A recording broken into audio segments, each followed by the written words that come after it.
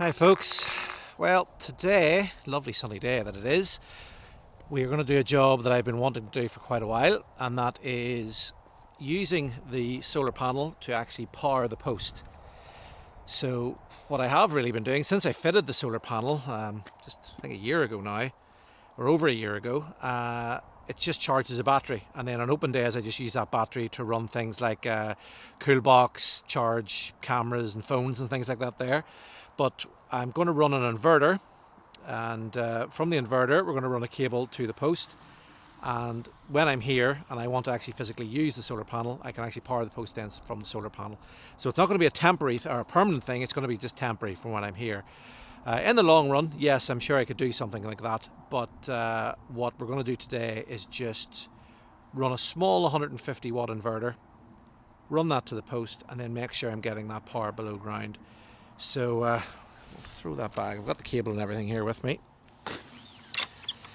So get the gate open.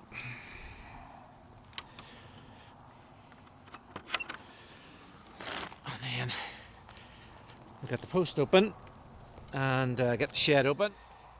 Right, so there's the cable, and it is all attached, and what I am intending to do is, here is the inverter I got.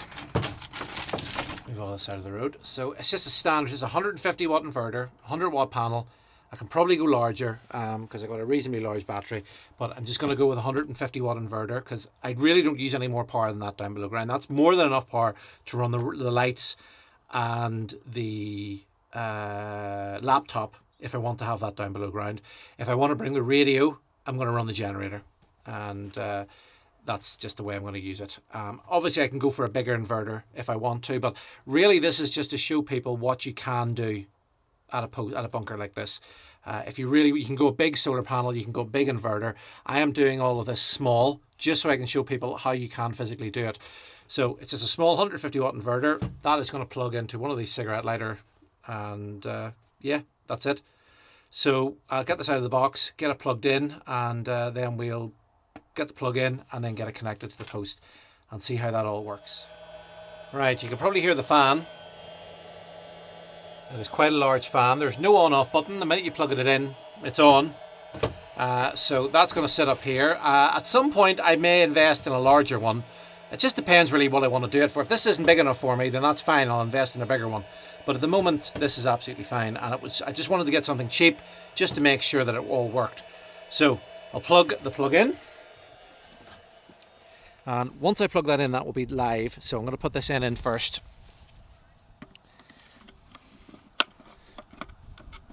So if I plug this end in first, there, so that's all connected, and that's going to give me then the connection to below ground. Turn that on now, and then we'll take the plug in. Where's that? There it is. There. Take the plug end. Bring it up into the shed, try to get the weight off it. So I'm putting that in there to get the weight off it, and then I'll plug that in there. Right, and that is all now connected to below ground, and in fact what I'll do is, if I put that on a hook like that, that keeps that all connected, and we can see now if that's all working below ground. Right, let's get this hatch open. Okay, and oh yes, I have to actually bring a few things down with me. I forgot about that. There's a few things in this bag that need to be brought down, and of course the rope is down the hatch, so let's bring that up. This is generally if I'm lowering anything or anything heavy at the post, I always drop it down with this rope.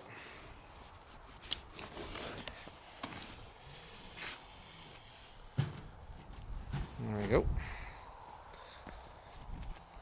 Right, that's a really light fan. I'm actually glad the inverter's above ground and not not underground. Let me adjust the audio slightly because we're going to be below ground, so it doesn't need to be as loud.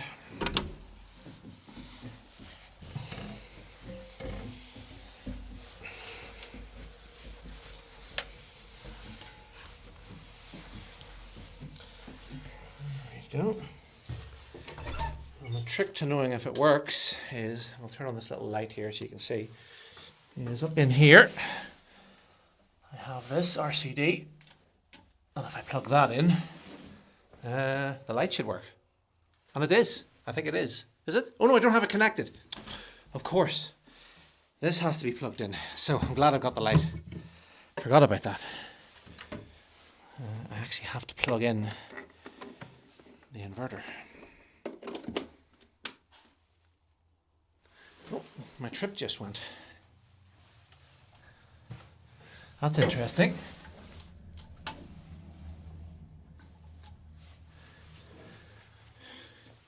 Right, this is interesting. I'll have to do some investigating because it was all plugged in and connected and it's just tripped itself out. Right. Okay, that was all very strange. It tripped out the RCD trip about 3 or 4 times before everything would come on. And I'm not sure if it was because there was just this initial sort of current draw, but you can see that's flashing. I know it looks sort of green on the camera maybe, but it's actually flashing orange. And that means that the power that it's getting isn't sufficient, which is really strange. I don't know why, because it's providing 240 volt power and then that's being converted to 12 volt power. So the 12 volt power should be sufficient for that to be green. See the way it stopped flashing now? That means it's a fixed, that means the power is at 12 point, I think it's 12.8 or 12.9 volts. Yeah, so very, very strange. Right, so I've got that light on. We'll flick it over to the other one. Okay, see, look, that's now flashing again. This is very interesting. So let's try this one and see, hold our breath and see what happens. Right, okay. Let's look at that.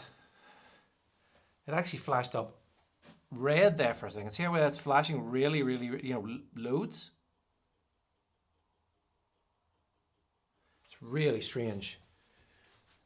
So I think what the issue might be is because it's connected to the output of the solar panel is dictating how much power that's getting. So what it might have to happen, so that I think what's happening is the solar panel is now realizing that it needs more power, so it's ramping up the power to provide more power. If my inverter was connected directly to the battery upstairs in the shed, I think there would be more power. It would allow for more power because, I mean, that bulb is only, I think, 10 watts or something like that. That bulb there is only like 3 and that is 6. So it's not as if it's not taking loads and loads and loads of power or asking for loads of power. Yeah, very, very strange. Well, at least it's working. I mean, that's the main thing. It is working at the moment, thankfully. But yeah, it's going to need a little bit more investigation because it's at the moment it's not, it's usable, but you know, how usable is it? You know, I'm worried now if I was to connect my laptop to it, what would happen? You know, how quickly would it go wrong? Yeah, interesting. Well, yeah, I'll do the quick job that I want to do here. I wanted to move this poster here and stick it up here. Once I do that and just tidy up a few things after the open day, I will go up above ground. I will connect to the solar system and then I'll put the results of that on the screen so you can see what the solar system is actually doing and how much power it is providing to downstairs, because it's going to be very interesting to see that. And then I think what we'll do is I'll keep that inverter because it'll be handy to have in the van or the car, but what I'll do is I'll buy a better inverter with actual battery clips on it and I'll hook it directly to the battery up above ground, and yeah, we'll try that. But interesting test. At least it works, but in the current form I don't think it's pretty usable. Anyway, in a pinch, at least it gets me power here. So if I forget, you know, the battery pack, at least I can have power. But yeah, I don't like the way that you know, just seems to be messing me about. So a little bit more investigation required. Right, that was the job I wanted to do, was get this poster up. I've got this double-sided sticky tape, and I wanted to stick the siren instructions up there, just for people as they're about to go outside to set up the siren, to sound the alarm. They can have a quick read of the siren instructions and then put that poster up just there. not for any reason. I didn't want it there specifically for a reason. It was just, it used to be on the bed, and it's a nice poster, and I just thought it would look better there than just lying on the bed all the time where people can't see it. And this other poster is here, but it's massive, and I don't really have anywhere else for it to go, unfortunately. But at least that's up, and quite like that one there as well. Right, lights are all still working okay. That is still amber. It'd be nice if it was green, but amber's fine. At least it's not flashing, and it's not flashing really quickly now. So I will go up above ground, and I will double check what sort of voltage and wattage it's telling me above ground on the sort of the battery management system, where it tells me everything that's happening. But down here survived really, really well after the open day. It doesn't feel damp, even though it does say it's 80, I think, what was it, 81% humidity, which is damp, but it doesn't actually feel too bad down here. It actually feels quite nice. So, okay, I will go up above. I'll get the information downloaded, take some photographs, and then I'll overlay the image onto the video, and I'll talk you through it, what the battery is doing. This is a very noisy inverter, The fan is very, very loud. Right, okay, well, it looks as if, I'll put the photographs on the screen now. You can see the solar panel's drawing in 19 watts, and it's still on float charge. So it's you know, during the day here, the way it is today is sunny. It's still pulling in a float charge, that's fine, from the panel. And it's pulling between 15 and 17 watts below ground. So it does seem to be doing what it's supposed to do. It is working fine. I don't know whether this just wasn't outputting power for at the very, very start there. That was very, very weird. I don't know what that was doing. It is working. The system does seem to be working. And, you know, there's the cable there connected over to the post. And everything underground does seem to be working okay. So I don't know whether it was the wiring that was the issue. Was it the RCD downstairs? Was it my power pack downstairs, you know, for stepping down from 240 then to 12?